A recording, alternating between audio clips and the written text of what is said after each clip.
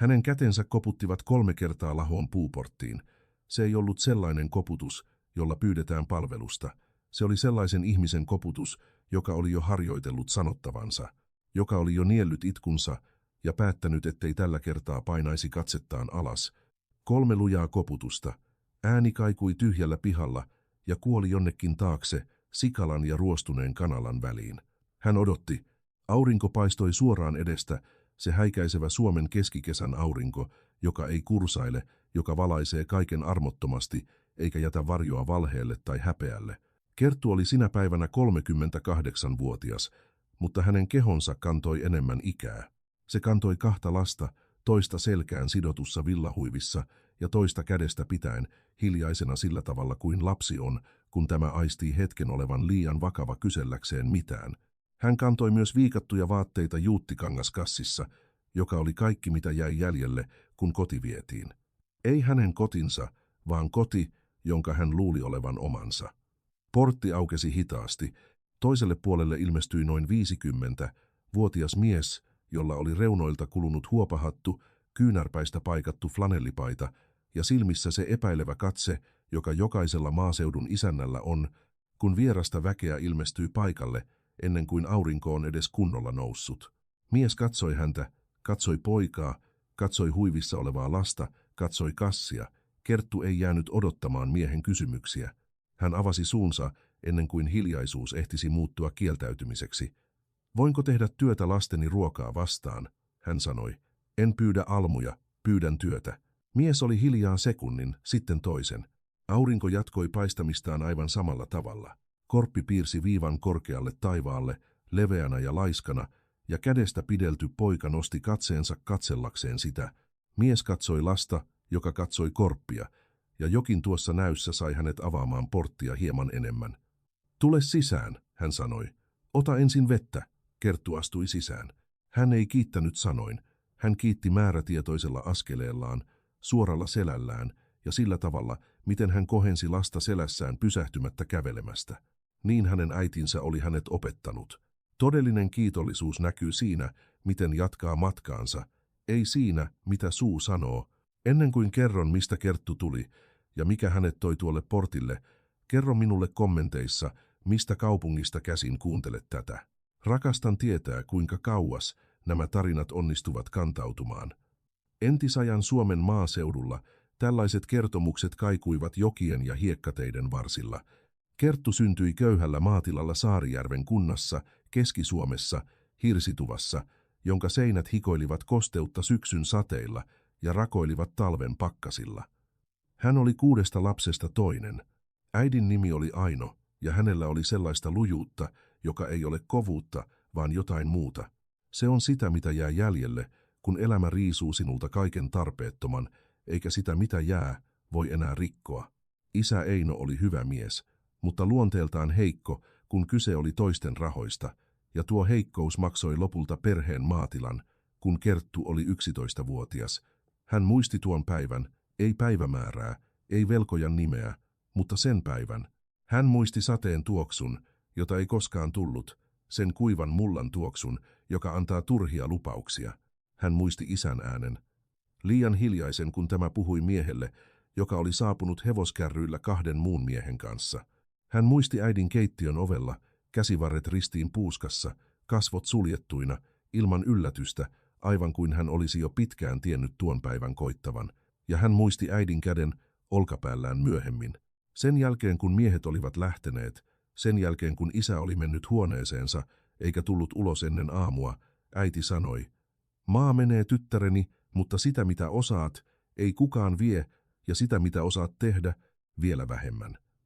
Aino vietti seuraavat vuodet opettaen Kerttua tekemään, hoitamaan kanoja, sikoja, kasvimaata, tunnistamaan leipäjuuston ja kirnupiimän oikean tekovaiheen, laskemaan paljonko 50 kilon säkki kauraa tuottaa kaurajauhoina, hiutaleina ja suurimoina, säilömään siemeniä, neuvottelemaan torilla näyttämättä, että on tarpeessa, lukemaan sopimuksia, sillä lukutaito oli jotain, minkä Aino oli ostanut vuosien säästämisen uhrauksilla, eikä hän aikonut haaskata sitä lastensa kohdalla.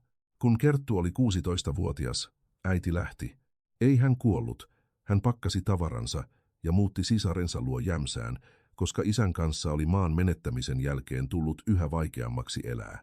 Kerttu ei tuominnut äitiään, ei koskaan, mutta hän oppi sinä päivänä vielä yhden asian, että jokainen nainen saavuttaa pisteen, jossa vain hän tietää, kuinka paljon on kestänyt ja missä kulkee kestämisen raja.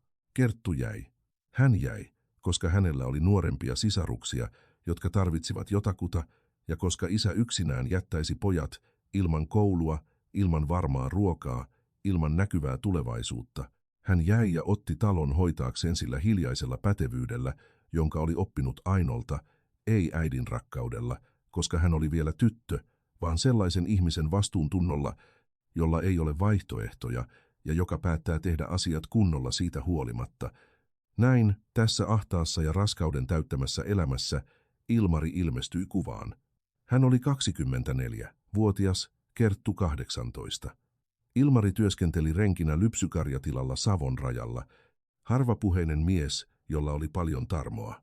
Sitä tyyppiä, joka herää ennen aurinkoa ilman, että kenenkään tarvitsee käskeä.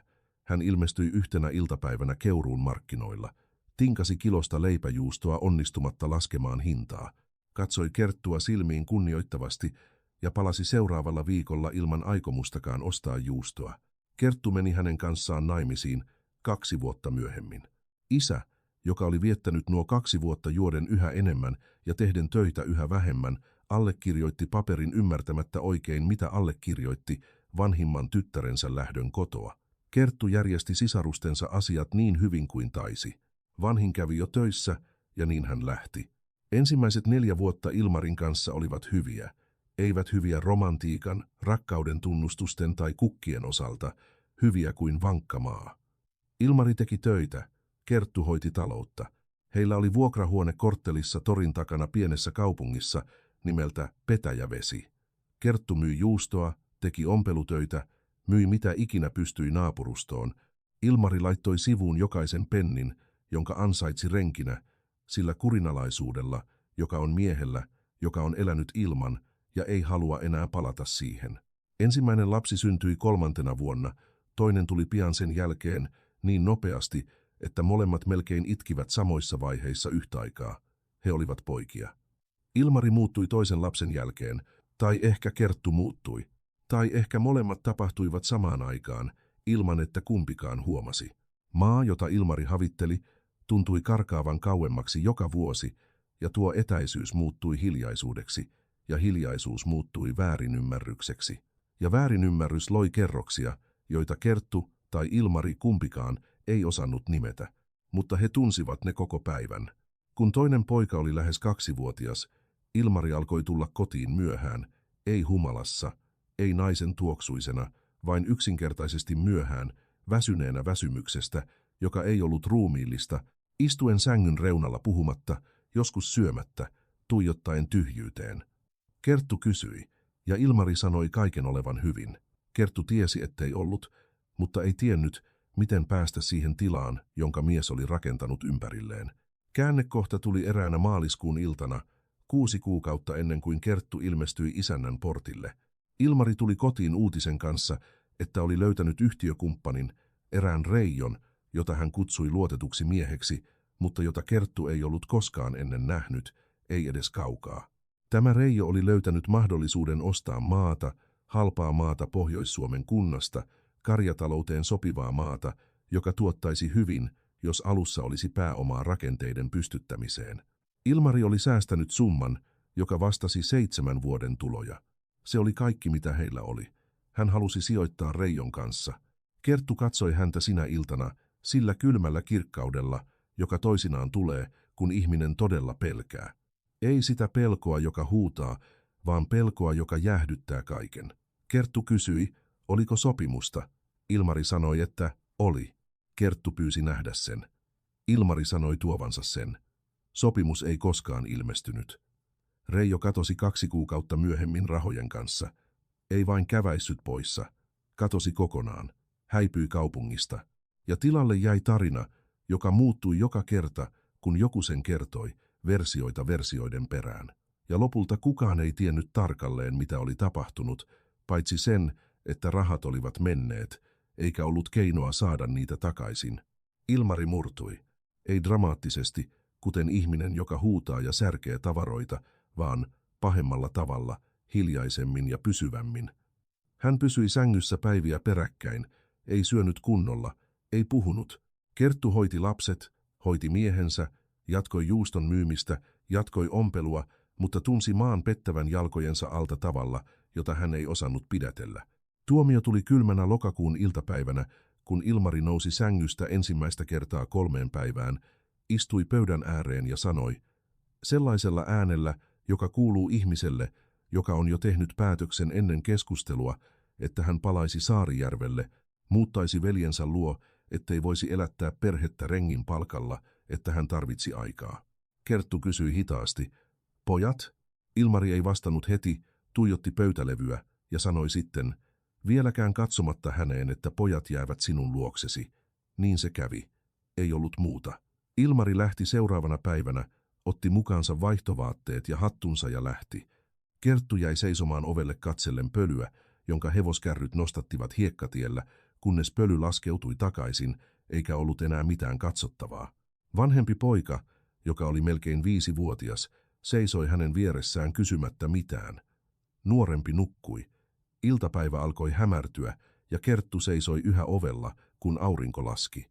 Hän ei itkenyt, ei sanonut mitään, seisoi vain siinä, kunnes ilta viileni tarpeeksi, jotta hänen piti mennä sisään, sytyttää öljylamppu, keittää lapsille puuroa, käydä pitkäkseen. Seuraavana päivänä hän meni kertomaan vuokraisännälle, ettei pystyisi enää maksamaan vuokraa. Hänellä oli rahaa 1 kuukauteen, mutta kuukausi on kuukausi, ja hänen oli löydettävä polku sen kuukauden sisällä. Se tapahtui markkinoiden puheensorinassa 3 viikkoa myöhemmin, kun iäkkäämpi nainen nimeltä Pirjo, joka myi lääkeyrttejä sinisen pressukatoksen alla, mainitsi ohimennen, että muuan isäntä nimeltä Väinö, siellä Kivijärvellä, reilun 30 kilometrin hiekkatien päässä, tarvitsi apua tilallaan, koska hänen vaimonsa oli kuollut kuumeeseen edellisenä talvena, eikä talossa ollut aikuisia lapsia, ei ollut. Työtarjous oli vain irrallinen uutinen, sellainen, joka kiertää markkinoilla, mutta Kerttu laittoi muistiin nimen Väinö, Kivijärvi, yli 30 kilometriä. Ja kun rahat loppuivat ja kun vuokraisäntä koputti ovelle viimeisen kerran, hän viikkasi lasten vaatteet juuttikassiin, sitoi kuopuksen selkäänsä, otti vanhempaa poikaa kädestä ja käveli tielle, mistä sai kyydin hevosmieheltä siihen asti, mihin reitti vei. Ja siitä eteenpäin hän käveli loput matkasta, kunnes löysi Väinön tilan portin. Miehellä, joka avasi portin, oli ruskeat ja väsyneet silmät, sellaista laatua, joka väsyy hitaasti asioiden kasautuessa. Ei yhtäkkiä. Mies katsoi häntä, katsoi kassia, katsoi poikaa, katsoi vauvaa ja avasi portin. Kerttu joi vettä kiireettömästi. Hän istui puisella penkillä kuistilla. Vanhempi poika istui vieressä, kuopus sylissä, nyt hereillä ja katsellen ympärilleen sillä lapsen tarkkaavaisuudella, joka pitää vielä kaikkea mielenkiintoisena. Väinö toi veden ja jäi sitten seisomaan kunnioittavan matkan päähän, käsivarret puuskassa odottaen hänen puhuvan. Kerttu puhui, kertoi kuka oli, kertoi mistä tuli, ei valehdellut mistään.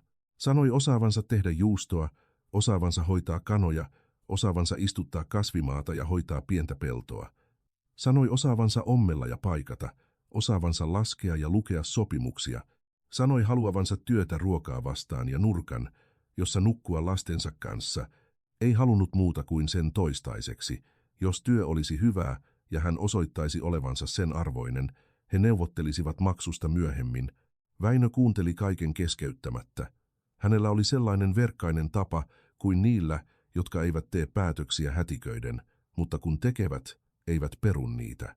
Hän oli hetken hiljaa Kertun lopetettua.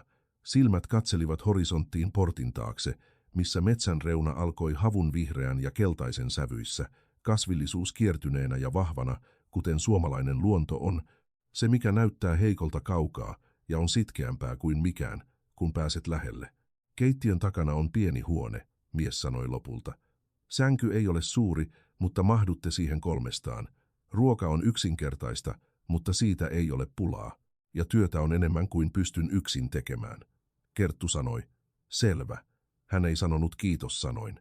Hän sanoi sen sillä tavalla, miten hän nousi, kohensi kuopusta selkähuivissa, otti kassin ja seurasi miestä tutustuakseen tilaan. Väinön tila oli nimeltään Koivuniemi. Sen oli nimennyt hänen isoisänsä, joka istutti koivuja tulotien molemmin puolin ostaessaan maan. Ja koivut olivat yhä siellä, vanhoina ja käyristyneinä, kuten isoisä oli varmasti ollut kuollessaan, mutta tehden yhä lehteä toukokuussa, niitä pieniä ja vihreitä lehtiä, joiden tuoksua ei unohda. Pääpiha oli kovaa maata, joka lakaistiin joka päivä, ja sen keskellä oli suuri vanha pihlaja, joka antoi hyvän varjon keskipäivän auringossa. Yhdellä puolella oli kanala, toisella sikala, jossa oli 3 hyvin hoidetun näköistä sikaa. Talon takana oli kaurapelto, joka oli kasvuvaiheen puolivälissä, tähkät vielä vihreinä, ja hieman kauempana, piikkilanka-aidan takana, laidun, jossa Väinö kasvatti pientä nautakarjaa, ei enempää kuin 20 päätä, enemmän kuin tarpeeksi yhden miehen hoidettavaksi, mutta liikaa silloin, kun vaimo sairastuu ja kuolee talvella, eikä kukaan ole kotona huolehtimassa siitä, mistä hän huolehti. Talossa oli 5 huonetta, tupa, 2 makuuhuonetta, puuhellalla varustettu keittiö ja keittiön takana se pieni huone, jonka isäntä oli maininnut. Se oli todellakin pieni, 1 hengen sänky, pieni ikkuna puisilla puitteilla, jota unohti sulkea kesällä ja joka päästi hyönteiset sisään. Se tuoksui kalkilta ja vanhalta puulta. Kerttu katsoi huonetta sekunnin, laski kassin nurkkaan, laski kuopuksen sängylle ja palasi keittiöön. Mitä pitää tehdä tänään? Hän kysyi. Väinö tuli hieman vaivautuneeksi, aivan kuin ei olisi tottunut, että joku kysyi tuollaista sellaisella tarmolla. Sitten hän osoitti kanalaa. Sanoi, että kanat kaipasivat hoitoa, että ruokintakaukalo tarvitsi puhdistusta ja että siellä oli 3, jotka vaikuttivat sairailta, eikä hän tiennyt tarkalleen, mikä niillä oli. Kerttu sanoi menevänsä katsomaan. Kanalassa oli 20 kanaa, enimmäkseen maatiaiskanaa, joitakin sekoituksia, muutama, joiden höyhenpeite kertoi onnettomuudesta geeniperimässä. 3 niistä tosiaankin näytti huonovointisilta. Höyhenet pörhöllään, nokat kalpeina, liikkuivat vaivalloisesti. Kerttu otti ne yhden kerrallaan, tutki nokat ja jalat siipien alta. Hän tunnisti ongelman epäröimättä. Se oli rupitauti. Ei vakava muoto. Se oli alkuvaiheessa, pieniä ruvenalkuja nokanpielissä. Hän pyysi hellantuhkaa, mustapippuria ja rypsiöljyä. Väinö toi kaiken kysymättä, mitä ne olivat. Hän teki tahnan, hoiti linnut yksitellen, eristi ne 3 erilliseen nurkkaan kanalassa hätäisesti tehdyllä säleiköllä, joka oli tehty puurimoista, jotka hän löysi pinosta sikalan takaa. Vanhempi poika seisoi vieressä koko ajan, seuraten sillä hiljaisella mielenkiinnolla, jolla lapsi oppii, katsoen ennen kuin kysyy. Kun hän lopetti, aurinko oli jo alempana. Kuopus oli herännyt ja itki pienessä huoneessa. Kerttu kävi hakemassa sen, imetti, palasi keittiöön ja kenenkään käskemättä alkoi laittaa illallista. Hän löysi keitettyjä perunoita, löysi ruisjauhoja, löysi palvikinkkua, valmisti paksun muhennoksen perunoista ja kinkusta, joka tuoksui hyvältä koko pihapiirissä. Väinö söi hiljaisuudessa, kuten oli hänen tapansa. Kerttu söi poika toisella puolella ja vauva sylissään. Kukaan ei puhunut paljoa. Mutta kun mies lopetti ja nousi pestäkseen lautasen, hän pysähtyi sekunniksi ja sanoi, sinä hoidat kanoja hyvin. Se oli pieni kohteliaisuus, mutta se oli aito. Ja se oli juuri sellainen asia, jonka Kerttu ymmärsi olevan arvokkaampi kuin pitkä puhe. Sinä yönä, molempien lasten nukkuessa sängyssä, johon he 3 hädin tuskin mahtuivat, hän makasi hetken hereillä katsellen pientä ikkunaa puitteineen. Ulkona Suomen kesäyön luonto piti sitä ääntä, mitä yö tekee, sirkkoja, sammakoita, joskus ohi lentävän pöllön huhuilua. Hän ei ajatellut Ilmaria, ei sinä yönä. Hän ajatellut äitiään, sitä mitä äiti oli sanonut, kun Kerttu oli 11-vuotias, sitä mitä äiti oli opettanut käsillään. Hän ajatteli sitä lääkkeen tuoksua, jonka hän oli kanoille tehnyt, onnistumisen tunnetta oikean ongelman tunnistamisesta ja lääkkeen tietämisestä. Hän ajatteli nukkuvia lapsiaan ja sitä, kuinka he eivät enää kokisi nälkää seuraavana päivänä. Se riitti. Tällä erää. Se riitti. Seuraavana aamuna hän heräsi ennen kukkoa, sytytti tulen hellaan, keitti kahvia, meni kanalaan tarkistamaan sairaat linnut ennen kuin Väinö ehtisi herätä. Ne 3 olivat nukkuneet hyvin erillään muista, mikä oli pääasia. Hän teki uuden tahnan ja siveli sen uudelleen. Sitten hän keräsi päivän munat, joita oli 22, ja toi ne keittiöön. Kun Väinö ilmestyi keittiöön, asetellen vielä hattua päähänsä, kahvi oli valmista ja paistinpannulla oli munakokkelia ja ruohosipulia. Hän seisoi ovella 2 sekuntia katsellen palavaa hellaa, valmista kahvia ja nousevaa tuoksua. Sitten hän istui alas sanomatta mitään, mutta hänen kasvoillaan oli jotain, mikä näytti vähemmän väsyneeltä kuin edellisenä päivänä. Tilan elämä asettui uomiinsa seuraavien päivien aikana.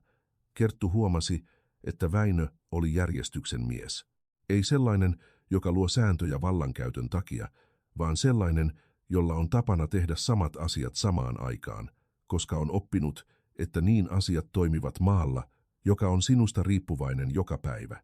Hän heräsi kello 4:30, joi kahvia, meni laitumelle, palasi puolelta päiviltä, söi lounasta, otti puolen tunnin nokkaunet verannan penkillä, palasi laitumelle, palasi illansuussa, söi illallista, meni aikaisin nukkumaan. Kerttu sopeutui tähän rytmiin vastustelematta, koska se oli rytmi, jonka hän tunnisti. Kyse ei ollut siitä, että hän olisi elänyt niin aiemmin, vaan maaseudun rytmissä on logiikka, jonka siinä kasvanut ihminen tunnistaa kehossaan, ei päässään. Eräällä ensimmäisistä viikoista, lakaistessaan kanalaa, hän löysi vanhan puulaatikon pohjalta, työnnettynä nurkkaan täynnä kuivunutta olkea, vääntyneen ja osittain hajonneen rautahäkin.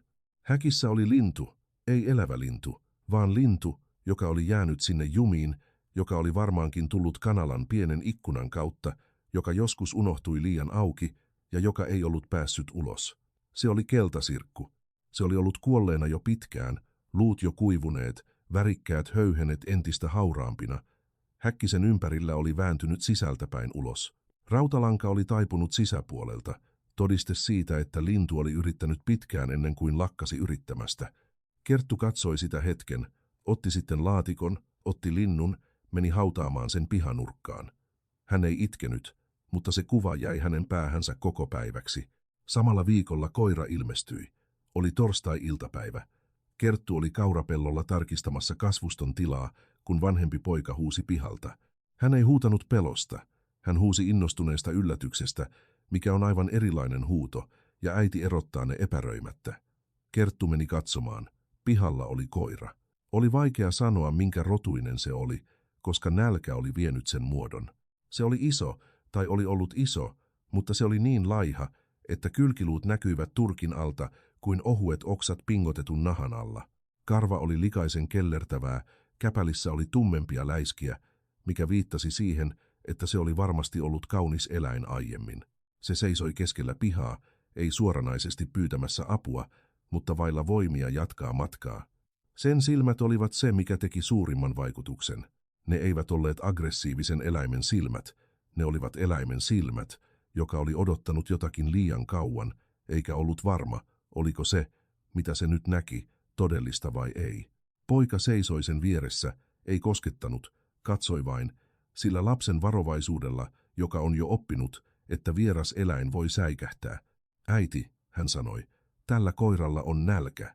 Kerttu meni hakemaan lounaspuurosta ja lihanrippeistä yli jäänyttä ruokaa puukuppiin, laittoi sen maahan matkan päähän koirasta ja otti 2 askelta taaksepäin. Koira katsoi häntä, katsoi kuppia, seisoi hiljaa hetken, joka tuntui pidemmältä kuin se todellisuudessa oli. Sitten se käveli hitaasti kupille ja söi kiireettä, ei sellaisen ahneudella, joka on kuolemassa nälkään, vaan sellaisen pidättyväisyydellä, joka on oppinut, että nopea syöminen tekee joskus kipeää. Väinö palasi laitumelta myöhään iltapäivällä ja näki koiran nukkumassa pihan nurkassa pihlajan varjossa. Mistä se tuli? Hän kysyi. Ilmestyi vain, Kerttu sanoi, sillä oli nälkä.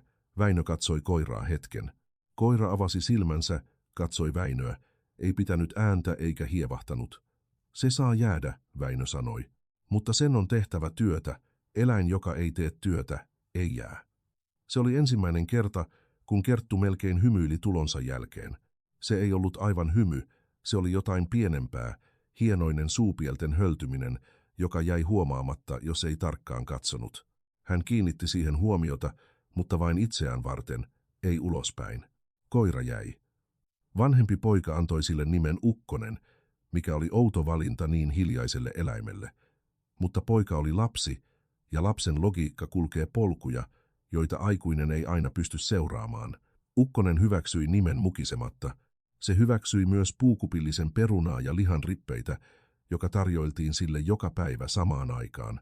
Ja päivien kuluessa se alkoi saada massaa, sen muoto palautui vähitellen kellertävän turkin alla, kylkiluut katosivat takaisin kasvavan lihaksen taakse.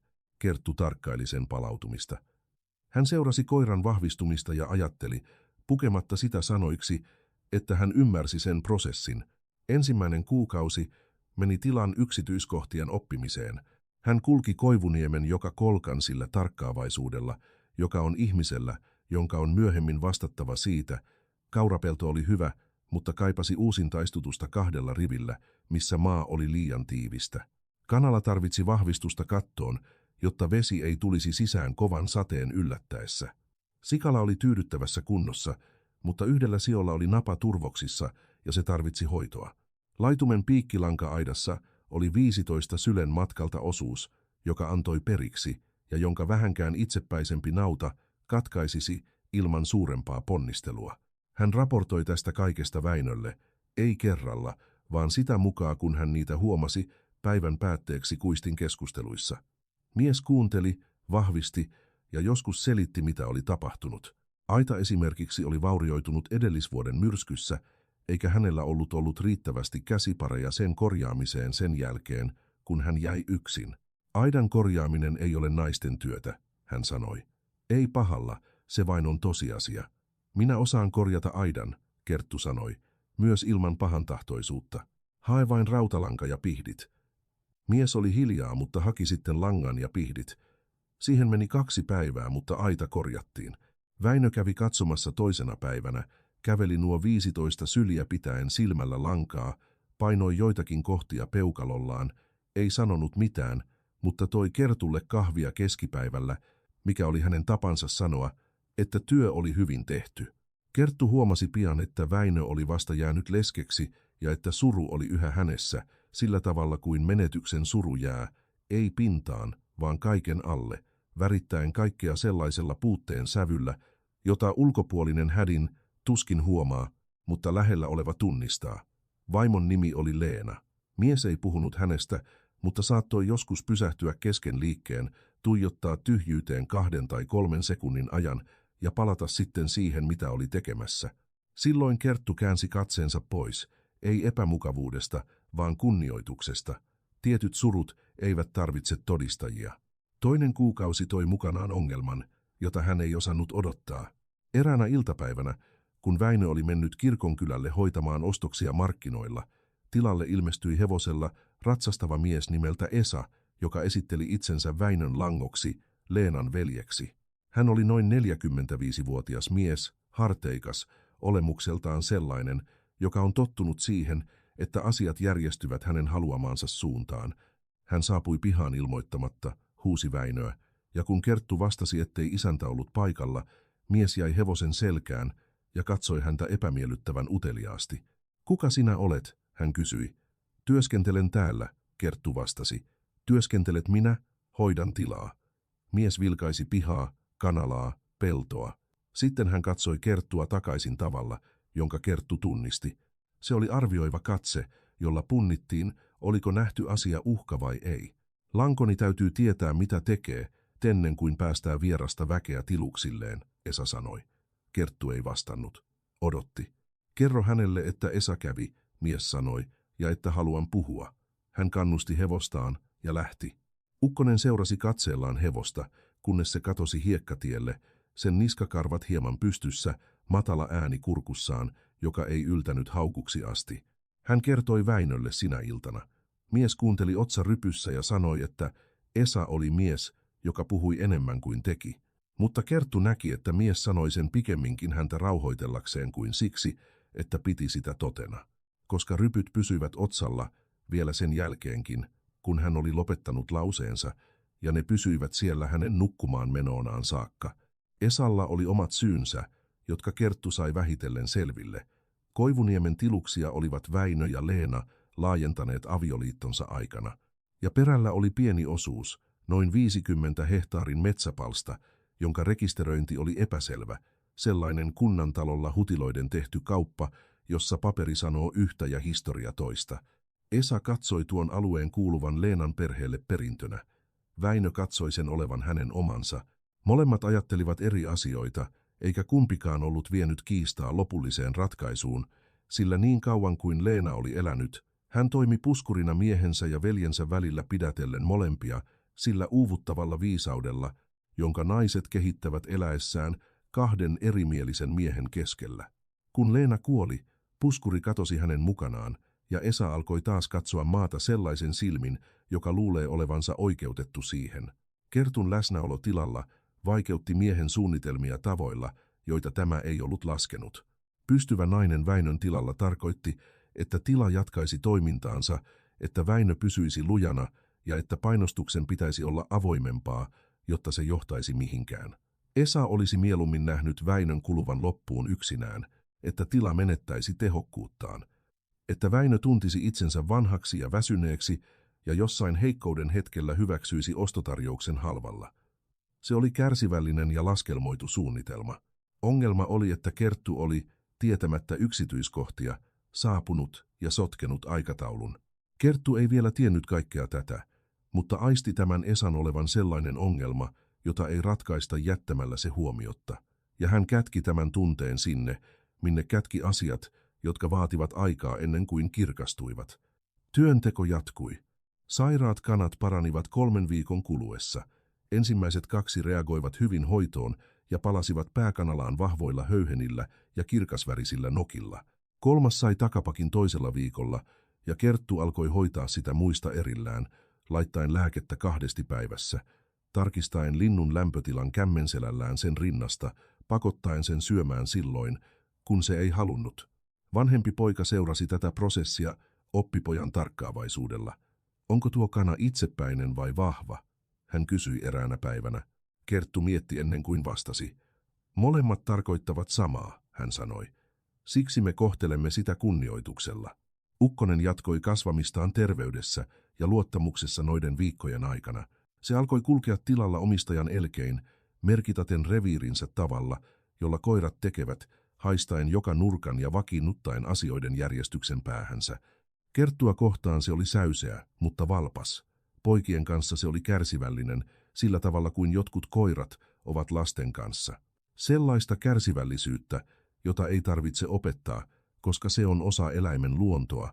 Väinön kanssa sille kehittyi työsuhde, sillä Väinö ei ollut mies, joka kehitti tunnesiteitä koiraan, mutta hän tunnusti sen hyödyllisyyden ja Ukkosella oli käyttöä laitumella. Se varoitti, kun naudat yrittivät murtaa aitaa tai vaeltelivat yöllä.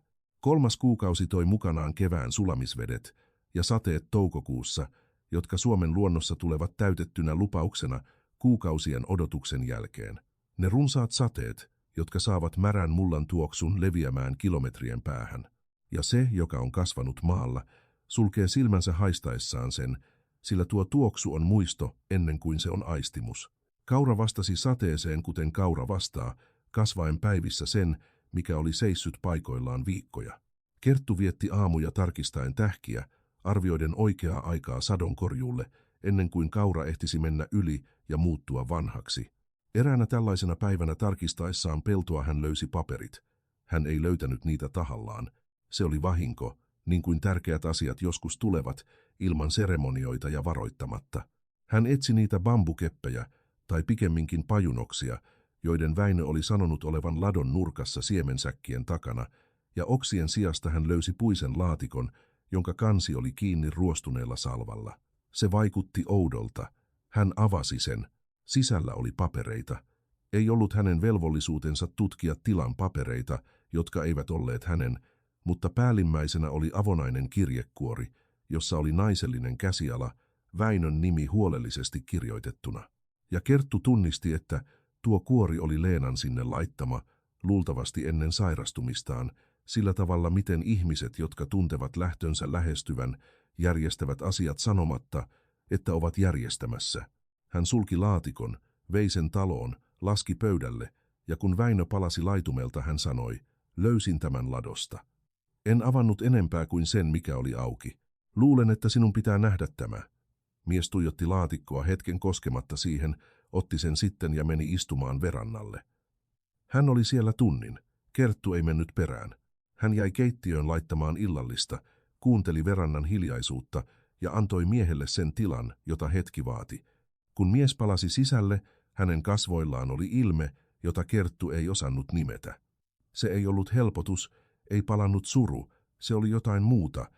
Se oli ilme ihmisellä, joka on juuri ymmärtänyt jotain sellaista, mitä oli odottanut ymmärtävänsä jo pitkään. Leena säilytti kaikki tilan rekisteripaperit, mies sanoi, alkuperäiset, ja minä luulin niiden palaneen, kun vanha maalaistalo syttyi tuleen vuonna 1992. Hän oli pelastanut ne tulipalon aattona, laittoi ne talteen, eikä kertonut. Kerttu ei kysynyt, miksi Leena ei ollut kertonut.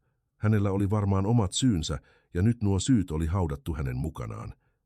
Nämä paperit ratkaisevat ongelman Esan kanssa, Kerttu sanoi. Se oli toteamus, ei kysymys. Väinö sanoi kyllä. Sanoi, että noiden asiakirjojen myötä maan rajat olivat selvät, yksiselitteiset, sellaiset, joita yksikään asianajaja ei pystyisi sekoittamaan kunnantalolla.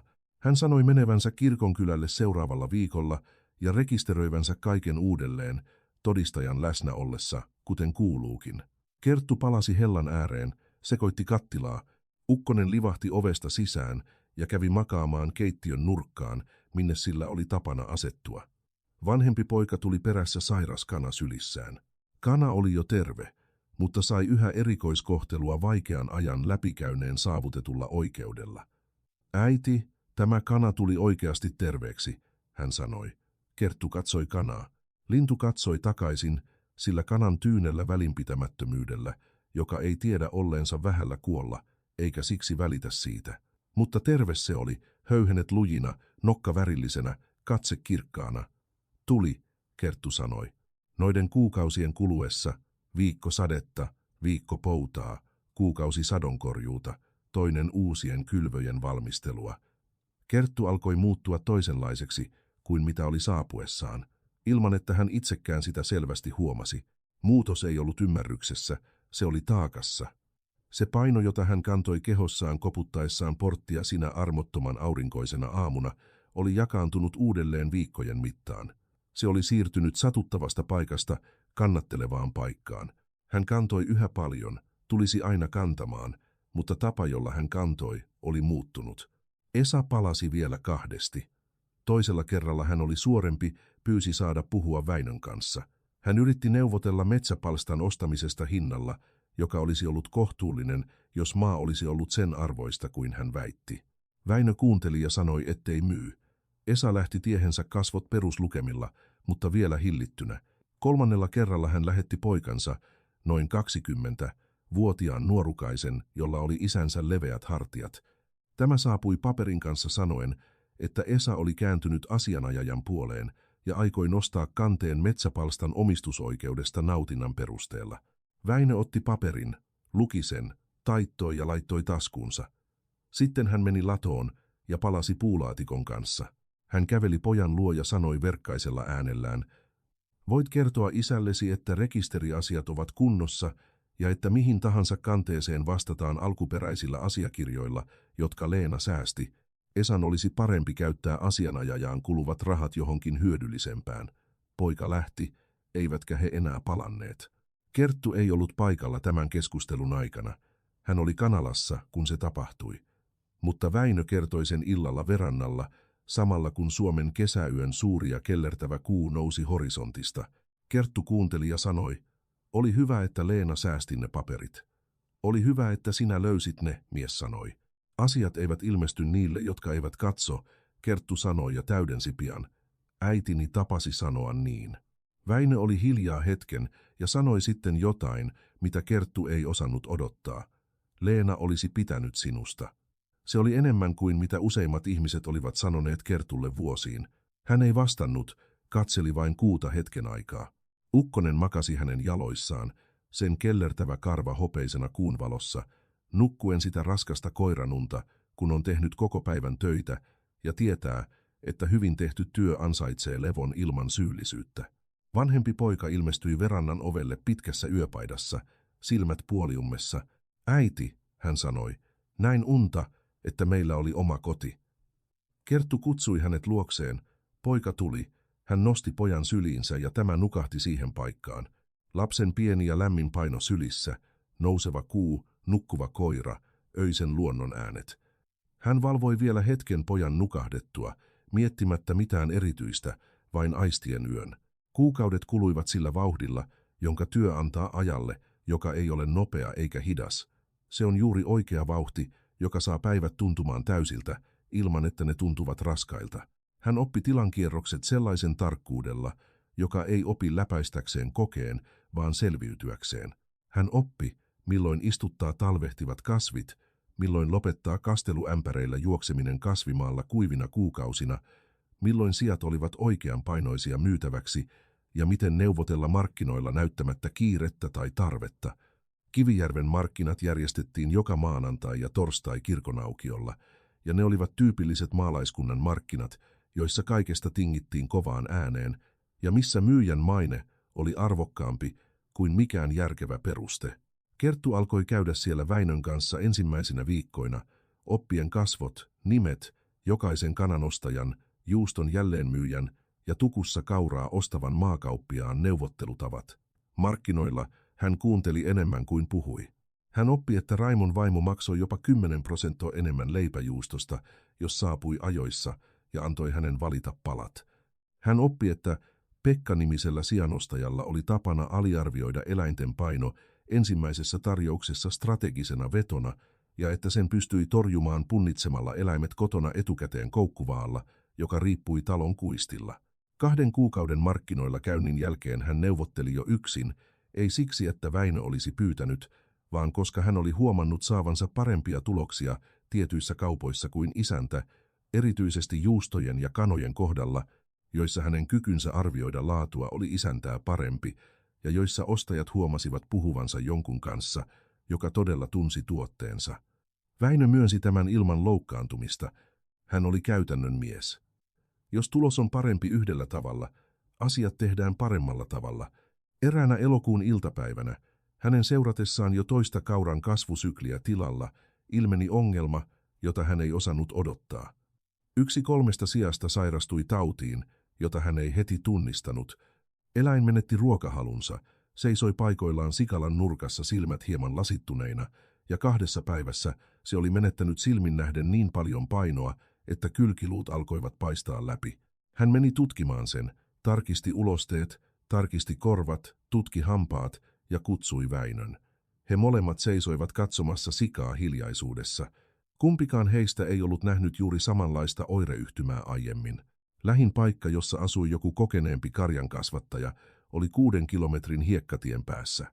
Kyseessä oli eräs vanha pentti, joka oli kasvattanut sikoja 40 vuotta ja johon turvauduttiin asiantuntijana alueella, kun eläin sairastui johonkin outoon.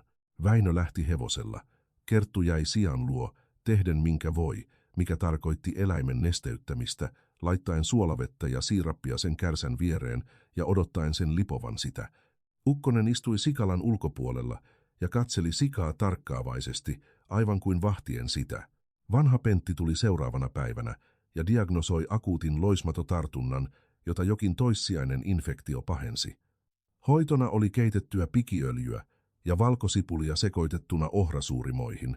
Resepti kuulosti oudolta, mutta vanha isäntä takasi sen sellaisen varmuudella, joka on nähnyt sen toimivan 10 kertoja. Kerttu noudatti ohjetta kirjaimellisesti. Sialla kesti viikon näyttää paranemisen merkkejä, ja se viikko oli lääkitsemistä 2 päivässä, ilman poikkeuksia, silloinkin kun sika laittoi vastaan.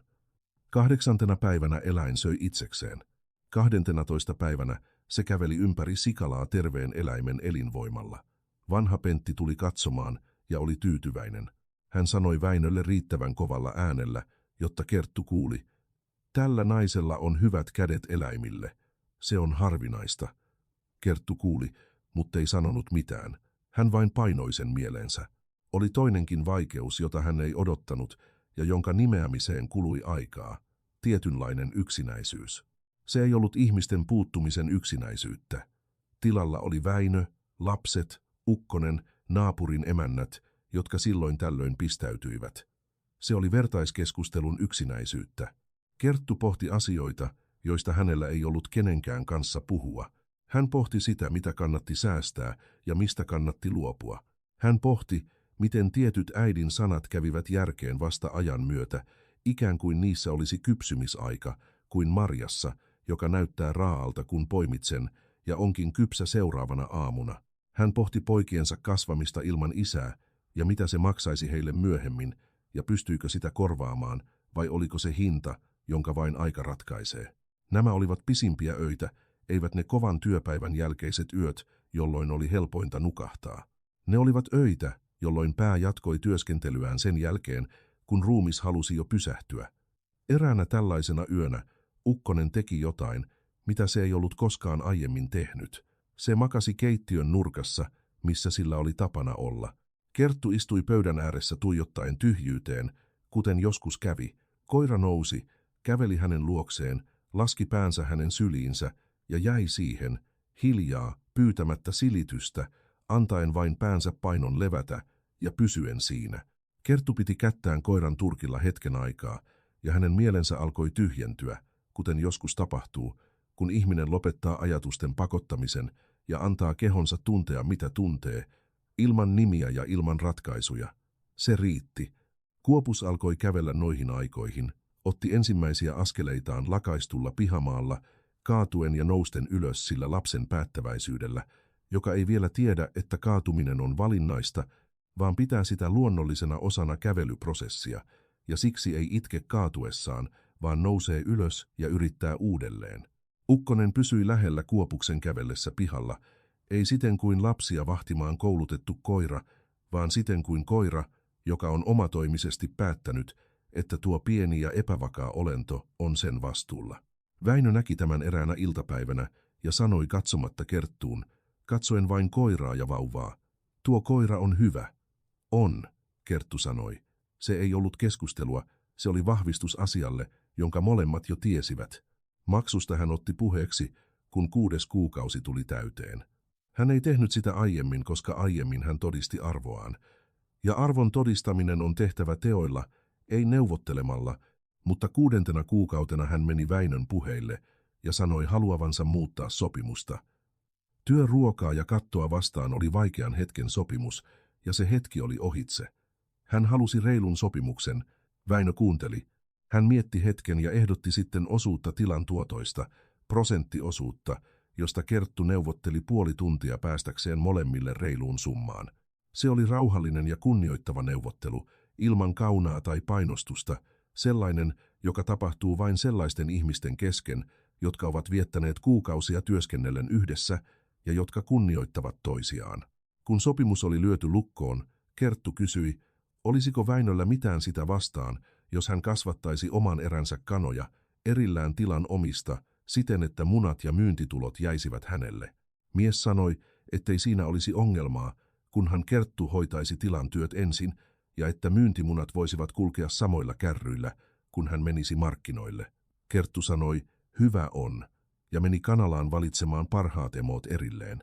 Hän oli ollut tilalla 10 kuukautta, kun hän sai ensimmäisen kirjeen Ilmarilta. Kirje saapui ohikulkevan kaupparatsun mukana, joka tunsi jonkun, joka tunsi Väinön. Ja niin se saapui, sillä tavalla kuin kirjeet saapuvat maaseudulla, kun suoraa postinkulkua ei ole. Ilmarin käsiala oli suurta ja vasemmalle kallellaan, aivan kuten aina, ja Kerttu tunnisti käsialan ennen kuin avasi kirjeen.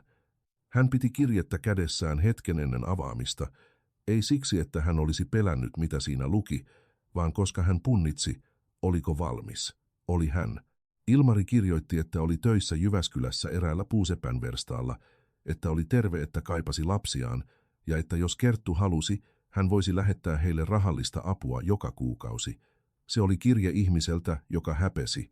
Sanaa häpeä ei ollut kirjoitettu, mutta se oli sanojen välissä, siinä tavassa puhua pojasta mainitsematta äitiä, siinä tavassa tarjota apua, joka kuulosti enemmän anteeksipyynnöltä kuin vastuunkannolta.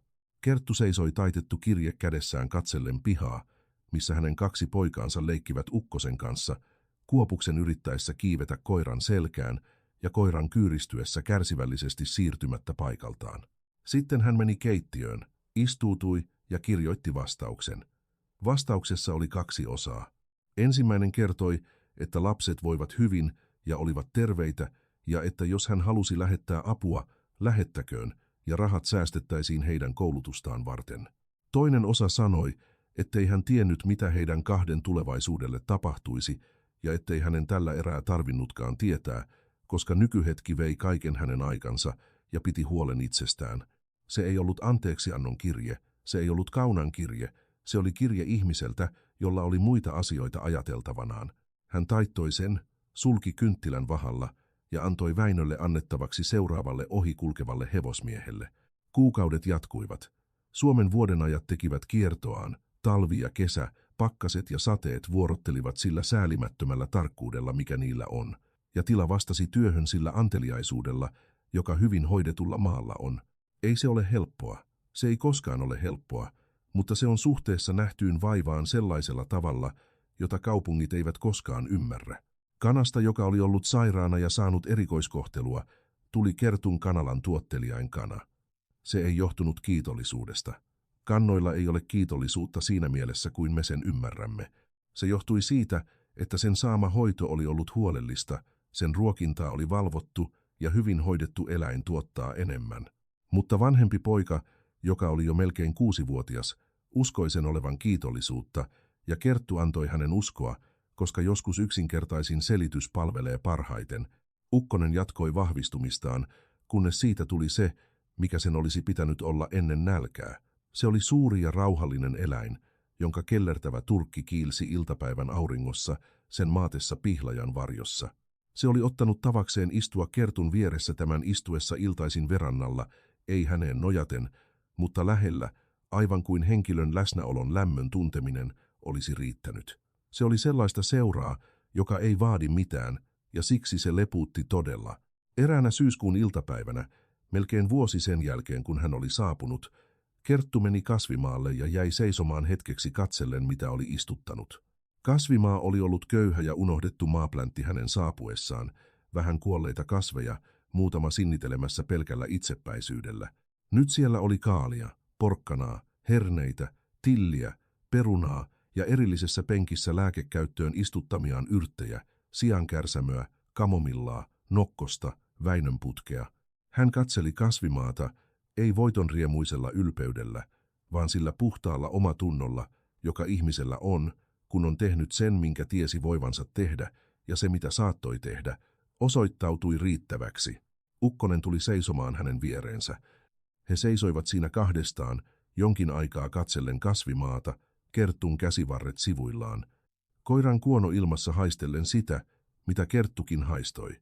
Kostean mullan ja vihreiden yrttien tuoksua, joka on yksi täydellisimmistä tuoksuista, mitä on olemassa. Sitten poika huusi pihalta ja hän lähti. Elämä on sarja hetkiä, joita emme tunnista tärkeiksi niiden tapahtuessa.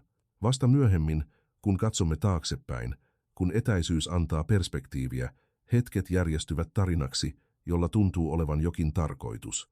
Mutta niiden keskellä, kun elämme niitä, on kyse vain siitä. Hetki toisensa perään, askel askeleen jälkeen, tehtävä toisensa perään.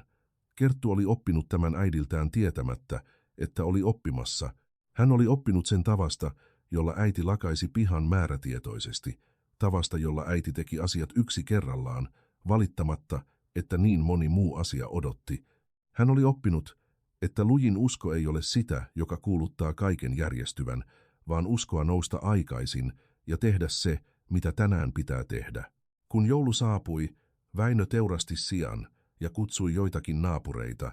Se oli Koivuniemen ensimmäinen juhla sen jälkeen, kun Leena oli kuollut, ja naapurit saapuivat sillä varovaisuudella, joka on ihmisillä, jotka tietävät isännän kantavan surua, mutta että elämän on jatkuttava jostain pisteestä. Kerttu teki ruokaa 2 edeltävänä päivänä. Vanhempi poika auttoi häntä pienissä töissä, kuorien sipulia, kantaen polttopuita, hakien vettä kaivosta. Kuopus istui erään isoäitimäisen naapurin sylissä ja oli onnellinen. Iltapäivän kääntyessä iltaan, kun juhla alkoi laantua ja lasten silmät alkoivat painua kiinni, muuan naapuri, noin 50-vuotias Kyllikki-niminen emäntä, tuli Kertun luo 2 kakkulautasta kädessään ja sanoi, Sen kummemmin kursailematta, sinä olet tehnyt ihmeitä tälle tilalle. Kerttu otti lautaset, ei sanonut, ettei se ollut mitään, ei osoittanut väärää vaatimattomuutta. Hän sanoi, tilalla oli jo kaikki, mitä se tarvitsi. Minä vain järjestin sen, mikä täällä jo oli. Se oli totta, eikä ollut, mutta se oli juuri sellainen vastaus, jonka Aino olisi antanut, ja se riitti. Sinä iltana, kun kaikki olivat lähteneet ja pojat nukahtaneet, ja Väinö oli mennyt huoneeseensa, Kerttu jäi yksin verannalle joksikin aikaa. Ukkonen oli hänen jaloissaan. Suomen maaseudun taivas on talven pakkasilla erilainen kuin kesällä, pimeämpi ja puhtaampi samaan aikaan, tähdet kirkkaampia, koska ilmassa on vähemmän pölyä ja kylmyys terävöittää kaiken. Hän katseli tähtiä yrittämättä tunnistaa yhtäkään tähtikuviota, katsoi vain kokonaisuutta, sitä valon määrää, jota kaupunki ei koskaan anna nähdä. Hän ajatteli äitiään, hän ajatteli, mitä äiti olisi tehnyt, jos tämä olisi saapunut sille portille 2 lapsen ja juuttikassin kanssa. Äiti olisi tehnyt samoin, olisi koputtanut samalla tavalla, olisi astunut sisään samalla määrätietoisella askeleella. Ja sitten Kerttu ajatteli, ensimmäistä kertaa kirkkaasti, että Ainon tyttärenä olemisen taito oli tärkeintä, mitä hänen elämässään oli tapahtunut. Ei avioliitto, ei tila, eivät lapset, vaan äiti. Se, mitä äiti oli opettanut tietämättä, että opetti, leipäjuuston teossa, markkinoilla neuvottelemisessa, tavassa kävellä pystypäin silloinkin, kun tekee mieli murtua, mutta ei voi, koska lapset katsovat. Hän oli elossa, lapset voivat hyvin, työ oli rehellistä ja tulos oli hänen omansa. Se riitti, se oli enemmän kuin tarpeeksi. Ukkonen nousi, haukotteli pitkään ja laski kuononsa Kertun polvelle. Kerttu silitti keltaista ja pehmeää turkkia hitaasti, ja he viipyivät niin hetken, he kaksi, katsellen Suomen yötaivaan tähtiä, kaipaamatta mitään muuta kuin tuon hetken. Ja näin päättyy Kertun tarina. Hän saapui tyhjin käsin ja raskain sydämin. Koputti porttia tietämättä avautuisiko se, ja löytämistään palasista hän rakensi, työllä eikä puheilla paikan, jossa hänen lapsensa voisivat kasvaa juurilleen. Jos tämä tarina kosketti sinua, tykkää videosta, tilaa kanava ja laita ilmoituskello päälle. Jaa tämä jollekin, joka tarvitsee kuulla tämän. Kerro minulle kommenteissa, onko sinulla koskaan ollut hetkeä, jolloin tarvitsit vain yhden mahdollisuuden näyttää, mitä osaat ja mitä tapahtui, kun tuo mahdollisuus eteesi aukesi. Seuraavaan kertaan. Lämmin halaus.